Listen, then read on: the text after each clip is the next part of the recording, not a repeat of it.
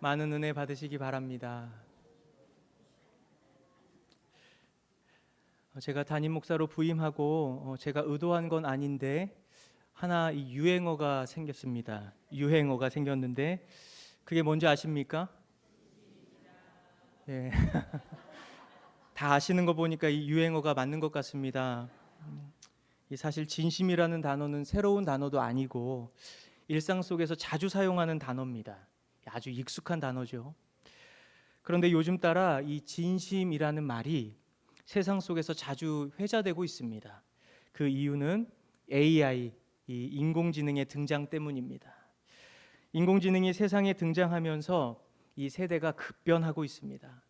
하루가 다르게 인공지능이 인간의 삶에 깊이 들어오고 있는데요. 지금 시대를 이 4차 산업혁명 시대다 이렇게 말합니다. 1차 산업혁명이 1769년 와트의 증기기관 발명으로 일어나고 100년 후에 2차 산업혁명이 일어났습니다. 그리고 또 100년 후에 3차 산업혁명이 일어났습니다. 그런데 이 3차 산업혁명이 일어난 지 50년도 지나지 않았는데 벌써 4차 산업혁명을 맞이하게 된 겁니다. 그만큼 이 세상이 빠르게 변화하고 있다라는 말입니다.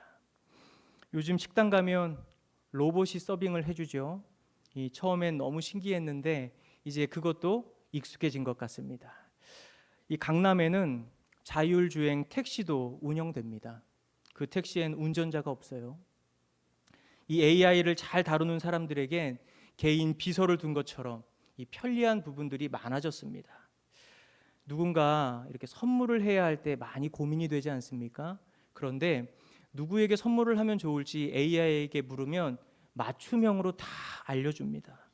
그리고 오늘 아침에 나올 때 무슨 옷을 입어야 하나 고민이 될 텐데 그것도 AI에게 물어보면 다 코디를 해줍니다.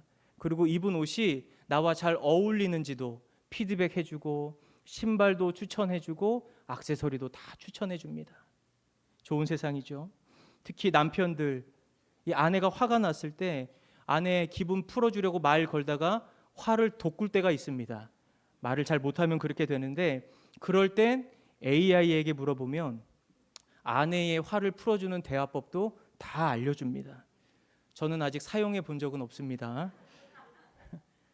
예전에 혼자 처리해야 하던 일들 이제 몇 마디 말로 다 해결할 수 있게 된 겁니다. 그런 일들이 가능해진 이유가 인공지능 AI가 등장했기 때문입니다.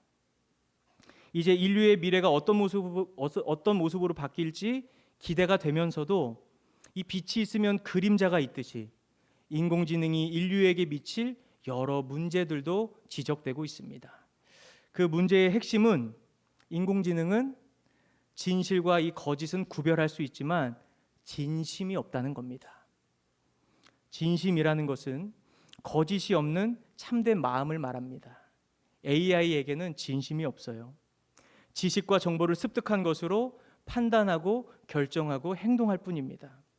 이런 말이 있습니다. 사람을 설득시키는데 필요한 것은 논리가 아니라 진심이다.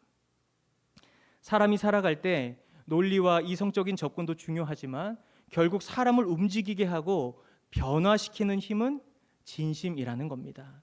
진심으로 전하는 위로, 진심으로 전하는 사랑, 진심으로 전하는 메시지에 사람들은 마음을 여는 것입니다. 그래서 인공지능이 인류에게 영향을 미치고 있는 요즘 사람들은 더욱 이 진심을 갈망하는 겁니다. 진심은 이 사람을 통해서만 전달되기 때문입니다. 그렇다면 이 사람에게 진심을 주신 분이 누구십니까? 인간을 창조하신 하나님입니다. 우리가 하나님의 형상으로 창조되었다는 것은 이 외형만을 말하는 것이 아닙니다.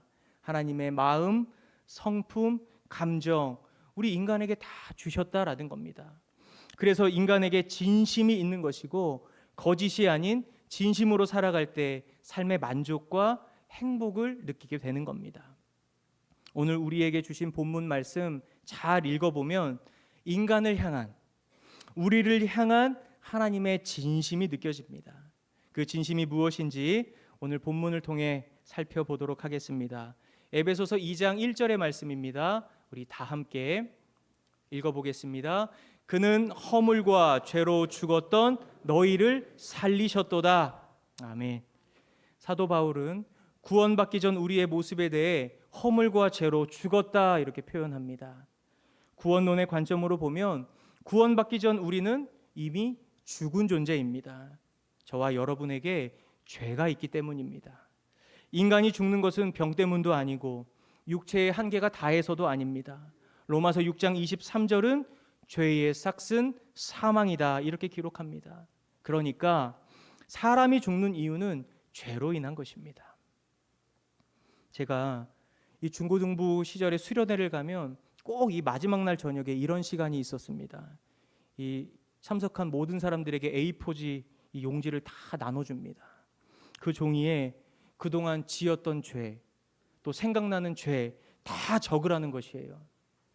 그리고 그 종이를 가지고 앞으로 나가면 준비된 십자가에 이 종이를 못으로 박는 겁니다.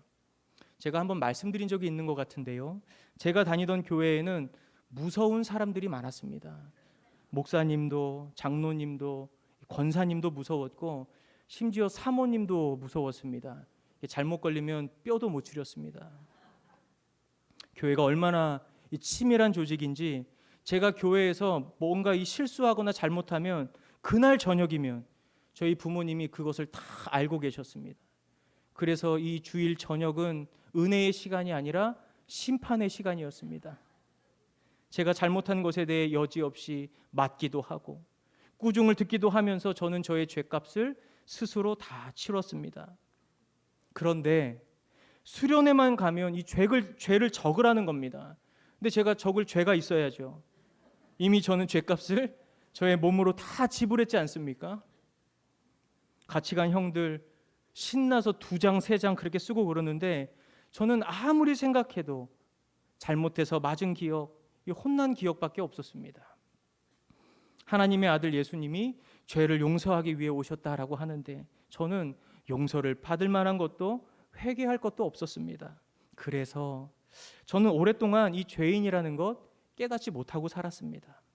그러다가 이 25살이 되던 해에 성령 세례를 받고 나서 제 생각이 완전히 뒤집어졌습니다. 성령님이 저의 내면을 조명해 주시는데 저의 죄가 무엇이었는지 너무나 분명하게 보였던 겁니다. 오늘 본문 말씀 우리 2절과 3절의 말씀 또 다 함께 읽어보도록 하겠습니다. 그때에 너희는 그 가운데서 행하여 이 세상 풍조를 따르고 공중의 권세 잡은 자를 따랐으니 곧 지금 불순종의 아들들 가운데서 역사하는 영이라. 전에는 우리도 다 그 가운데서 우리 육체의 욕심을 따라 지내며 육체와 마음에 원하는 것을 하여 다른 이들과 같이 본질상 진노의 자녀이었더니. 제가 살았던 삶을 돌아보니까 저는 진노의 자녀였습니다. 이 세상 풍조 따르고 있었고 마귀의 생각 따르고 있었습니다. 그저 육체의 욕심을 따라 육체와 마음이 원하는 것 행하며 살았습니다. 그것을 전에는 몰랐는데 성령을 받고 나니까 보이기 시작했던 겁니다. 그제서야 바울이 고백한 나는 죄인 중에 괴수다라는 말이 이해되기 시작했습니다. 성령을 받고 먼저 깨달았던 것, 저는 허물과 죄로 죽었던 죄인이라는 겁니다. 그러나 그것만 알게 된 것이 아닙니다. 함께 읽은 것처럼 그는 허물과 죄로 죽었던 너희를 살리셨도다. 이 살리신 은혜, 나 같은 죄인을 살리신 주님의 은혜를 함께 깨닫게 된 겁니다. 여러분, 이 놀라운 은혜 아닙니까? 이 은혜가 우리의 죄보다 크고 우리는 아무것도 한 것이 없는데 진노의 자녀인 우리를, 죄와 허물로 죽었던 우리를 주님이 다시 살려주셨다라는 겁니다. 여러분 믿으십니까? 그 이유에 대해 성경은 이렇게 기록합니다. 본문 말씀 4절의 말씀입니다. 함께 읽어보겠습니다. 긍휼이 풍성하신 하나님이 우리를 사랑하신 그 큰 사랑을 인하여. 하나님이 우리를 살리신 이유는 저와 여러분을 사랑하셨기 때문입니다. 성경이 그냥 사랑이라고 말하지 않고 큰 사랑이라고 말하는 이유는 하나님의 놀라운 사랑은 인간의 사랑과는 이 비교할 수가 없기 때문입니다. 세상 사람들 조건에 따라 사랑하지만 하나님의 사랑에는 조건이 없습니다.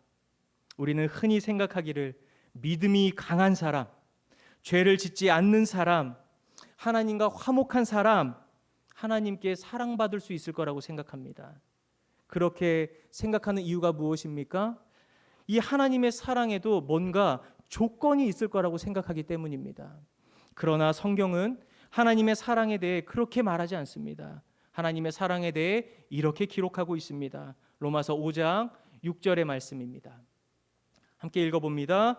우리가 아직 연약할 때에 기약대로 그리스도께서 경건하지 않은 자를 위하여 죽으셨도다. 우리가 어느 때요? 우리가 아직 연약할 때에. 다음 말씀 읽어보겠습니다. 로마서 5장 8절 시작. 우리가 아직 죄인 되었을 때에 그리스도께서 우리를 위하여 죽으심으로 하나님께서 우리에 대한 자기의 사랑을 확증하셨느니라. 어느 때예요? 우리가 아직 죄인 되었을 때에. 또 그 다음 말씀 보겠습니다. 로마서 5장 10절 시작. 곧 우리가 원수 되었을 때에 그의 아들의 죽으심으로 말미암아 하나님과 화목하게 되었은즉 화목하게 된 자로서는 더욱 그의 살아나심으로 말미암아 구원을 받을 것이니라. 아멘. 하나님께서 우리를 언제 사랑하셨다는 겁니까? 강할 때, 의인일 때, 화목했을 때가 아닙니다. 연약할 때에, 죄인 되었을 때에, 심지어 원수 되었을 때에 우리를 먼저 사랑해 주셨다라는 겁니다. 하나님의 사랑에는 아무 조건 없습니다. 무조건적인 사랑이고 아무 이유가 없는 사랑입니다. 사랑에 이유가 있으면 그것은 사랑이 될 수 없습니다. 하나님은 우리에게 사랑받을 만한 어떠한 자격도 요구하지 않으십니다. 아무 조건 없이 하나님은 저와 여러분을 구원받은 하나님의 자녀로 삼아주신 것입니다. 저에게 자녀가 생기고 이 자녀를 키우면서 이전에는 이해할 수 없었던 하나님의 사랑 조금씩 이해하게 되었습니다. 이 부모가 되고 나니까 자녀에게 주는 게 하나도 아깝지 않습니다. 여러분 그러시죠? 아까우세요? 전 더 주고 싶어요. 잘 웃고 잘 먹고 잘 자는 것만 봐도 제 마음이 너무 좋아요. 솔직하게 요즘 자녀들이 저를 기쁘게 할 때보다 저를 속상하게 할 때가 더 많습니다. 불평하고 원망하고 때를 쓰면 그 마음이 아파도 이 조금만 시간이 지나고 나면 언제 그랬냐는 듯이 자녀라는 존재가 주는 기쁨이 너무 크고 너무 사랑스럽고 이 얼굴 보고 있으면 제 마음이 그냥 녹아버립니다. 이렇듯 자녀를 향한 부모의 사랑, 조건 없는 사랑이고 끊을 수 없는 사랑이듯 우리를 향한 하나님의 사랑도 이와 동일한 것입니다. 로마서 8장 38절 39절의 말씀 우리 다 함께 읽어보겠습니다. 내가 확신하노니 사망이나 생명이나 천사들이나 권세자들이나 현재 일이나 장래 일이나 능력이나 높음이나 깊음이나 다른 어떤 피조물이라도 우리를 우리 주 그리스도 예수 안에 있는 하나님의 사랑에서 끊을 수 없으리라. 아멘. 우리를 향한 하나님의 사랑, 이 세상 그 어떤 것으로도 끊을 수 없는 것입니다. 하나님의 끊을 수 없는 사랑이 죄와 허물로 죽었던 우리를 다시 살리신 것입니다. 사랑하는 여러분, 이 놀라운 진리를 여러분의 마음 가운데 잘 새기시기 바랍니다. 고난이 와도, 병에 걸려도, 문제가 있어도, 삶이 흔들려도 하나님은 여전히 나를 사랑하신다는 확신, 흔들리지 않는 믿음으로 신앙의 여정을 걸어가게 되길 주님의 이름으로 축복합니다. 우리 에베소서 2장 8절의 말씀을 또 읽어보겠습니다. 너희는 그 은혜에 의하여 믿음으로 말미암아 구원을 받았으니 이것은 너희에게서 난 것이 아니요 하나님의 선물이라. 아멘. 저와 여러분이 구원을 받은 것은 하나님의 은혜를 받았기 때문입니다. 그 은혜를 사도 바울은 하나님의 선물이라고 표현했습니다. 요즘 선물 주고받는 것 너무나 익숙하고 당연한 문화가 되었는데, 로마의 지배를 받고 있던 이 당시 선물이라는 것은 일반적인 단어가 아니었습니다. 로마에는 신분의 이 피라미드가 있었습니다. 이 사회 계층을 나누는 그 피라미드 가장 꼭대기에 위치했던 왕족, 귀족, 특권층들이 서로에게 주고받았던 것, 그것을 선물이라고 표현했습니다. 그러니까 꼭대기가 아닌 그 밑에 존재하는 모든 사람들은 평생 선물이라는 말을 들어본 적도 없고 선물을 받아본 적도 없었던 겁니다. 그들에게 바울은 처음으로 이 선물이라는 단어를 사용해 하나님의 은혜를 설명했습니다. 그 단어를 처음 들은 이 사람들의 반응 어땠을까요? 누가 나한테 선물을 줬다고? 나도 그 선물을 받을 자격이 된다고? 예수님을 믿기만 하면 나도 구원을 이 선물로 받을 수 있다는 것, 그게 사실이야? 많은 이들은 이 소식을 듣고 놀라기도 하고 기뻐하기도 했을 겁니다. 그래서 바울이 전했던 소식이 복음이요, 기쁜 소식이 되었던 것입니다. 이 사도 바울이 구원의 은혜를 선물로 표현한 이유는 우리를 구원하시기 위해 하나님께서 모든 것을 계획하시고 보내시고 성취하셨기 때문입니다. 다시 말해 우리는 그냥 받기만 한 거예요. 구원은 하나님께서 이루신 사건입니다. 예수님 이 땅에 오셔서 우리를 위해 십자가 지시고 죽으시고 부활하시고 승천하셔서 새로운 구원의 길 열어주셨습니다. 또 그것을 믿을 수 있는 믿음까지도 은혜의 선물로 주시고, 또한 그 길을, 믿음의 길을 걸어 나아갈 수 있도록 성령님을 우리에게 보내주신 겁니다. 이 구원은 하나님의 작품입니다. 하나님은 그 놀라운 작품을 우리 모두에게 선물로 주셨습니다. 우리가 구원받기 위해 한 것 아무것도 없습니다. 아무런 공로가 없는 겁니다.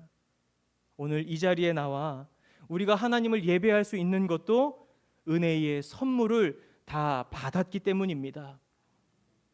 이 자석 주변에 눈에 보이지 않지만 자기장이 항상 존재하듯이 하나님의 선물을 받은 저와 여러분에게는 눈에 보이지 않아도 은혜의 자기장이 우리를 늘 감싸고 보호하고 있는 겁니다.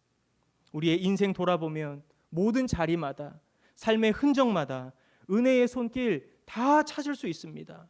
그래서 우리는 하나님의 은혜를 노래하고 찬양하는 겁니다.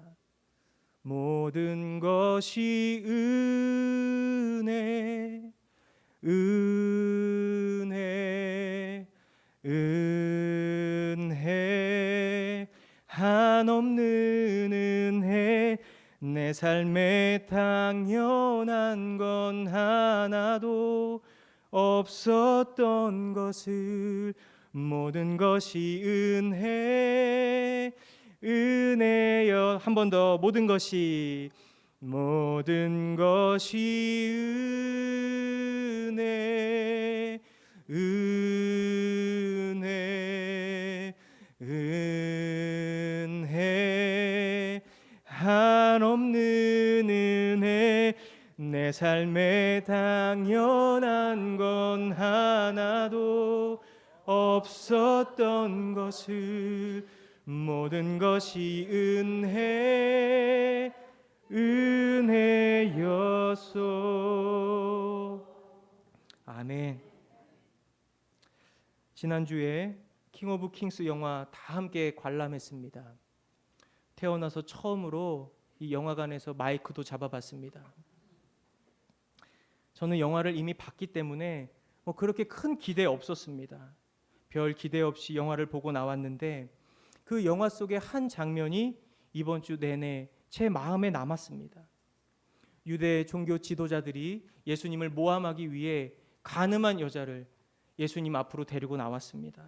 그리고 모세의 율법에 의하면 이 간음한 여자 돌로 쳐서 죽이라고 했는데 예수님에게 어떻게 해야 하는지를 물었습니다. 그러자 예수님 뭐라고 말씀하셨습니까? 너희 중에 죄 없는 자가 먼저 돌로 치라 말씀하셨습니다.